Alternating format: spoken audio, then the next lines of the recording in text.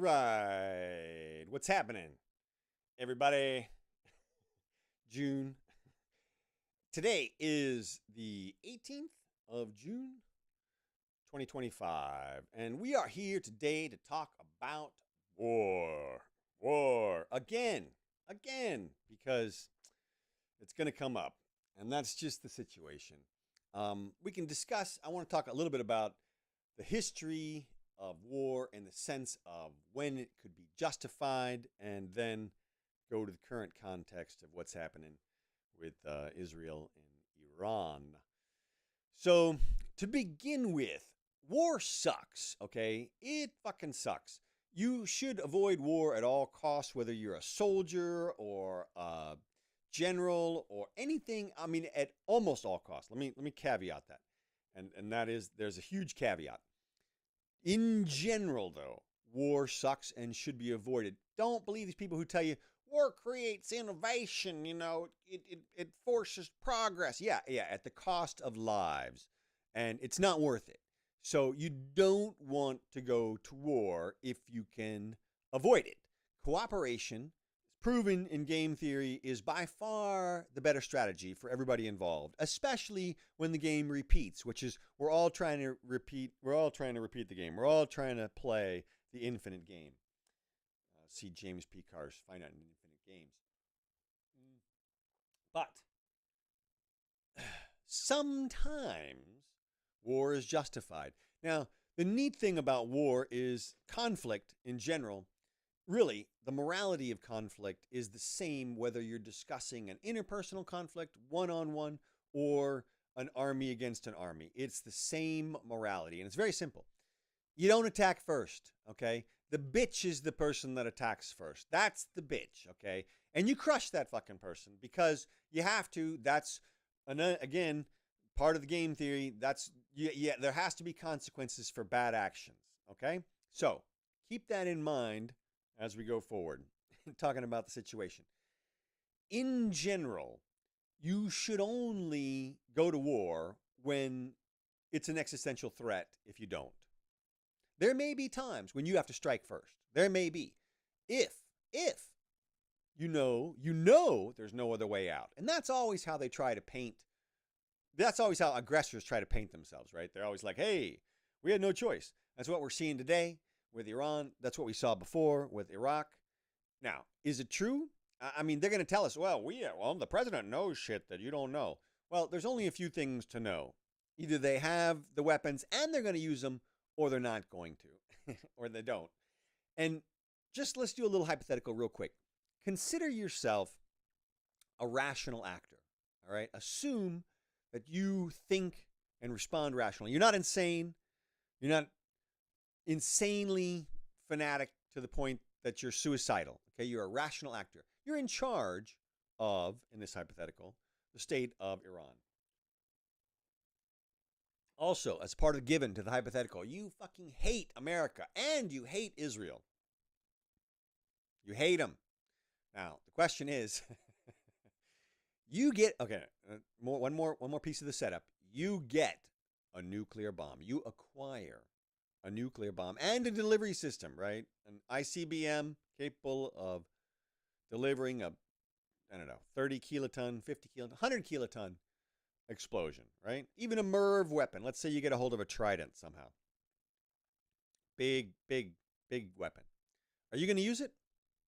Are you? Are you going to use it? Not if you're a rational actor, you're not. You're not going to use it if you're a rational actor. You know why? Because you're going to lose. You're going to lose entirely. Entirely. There's no way out, okay? You will die. And we've seen this mutual assured destruction play out over the last 7 decades when both sides had capacity to do so. And we also saw a little brief flicker of humanity right before the whole thing started when the United States had nuclear supremacy. And if we wanted to at that point, you really could have taken over just anybody and the whole world, probably. And we didn't. And that shows a little restraint, which I think is admirable. But it brings us to the current situation. If we feel, or fear that Iran would destroy the metropolitan New York area with their only nuclear weapon. Or even if, let's say, that they got a few and their idea was to destroy the West Coast or something, they'd have to know we'd kill them all. And as a rational actor, you wouldn't do that. So the mutual assured destruction thing, it kind of works. Now, here's the other issue that everybody's going to have to contend with, and that is the technology is just not all that difficult. It's just not. And it's going to be, I remember having this conversation with an international law professor in law school. He said, the United States will be able to keep everybody from getting nuclear weapons. No, they won't. They really won't. And so whoever wants them is going to get them eventually in the next few decades. So really, the best strategy is to cooperate as soon as possible and get everybody on economic equal footing as fast as possible and make sure that people have an incentive to stay there economically rather than us having to fight it all out. Now, look, I'm sure, I mean, there's going to be regional wars. And look, for Israel, this is existential, right? We can agree to that because it would only take one, really, nuclear explosion in Tel Aviv to damage Israel to the point of potential no return. I mean, certainly if you dropped one there and then one in Jerusalem, that would be ugly. And so it doesn't take much.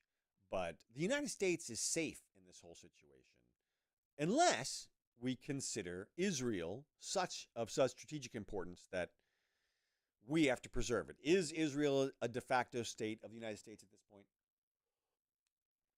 It does appear so. And I can't speak to the strategic value of Israel relative to the overall strategic security of the United States with authority, but I think we can assume that it's important. Is it important enough to go to war, or at least do what we're doing right now? That begs the question, what are we doing right now? A lot of people who are like, we're not going to war with Iran, we're just doing a targeted military strike. It's not war. Look, you can measure the effects, the negative effects of the war by the number of people who are killed and their future suicidal relatives. Because once you paint yourself as the aggressor, or at least as the warrior, and you start killing people, you're going to get blamed for those deaths. Justified or not, you're going to get blamed for those deaths. So you better choose wisely. And every situation has to be weighed in context. Everybody, I think, was hoping that Israel would take care of this themselves, and that if they faced any backlash, they'd face it themselves. Of course, we could help defensively and strategically with information, but do you really want to send Americans over there? I think the clear answer is no. We've been to the Middle East even recently,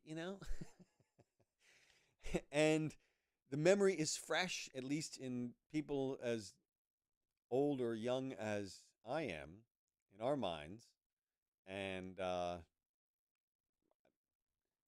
when Colin Powell said the president knows things you don't know, we knew that was misleading. At least you should have known. And the bus, remember the bus with the, I don't know what canisters they had on the bunch of TV tubes or something? Whatever. Look, they were no threat to the United States. Iran is no threat to the United States.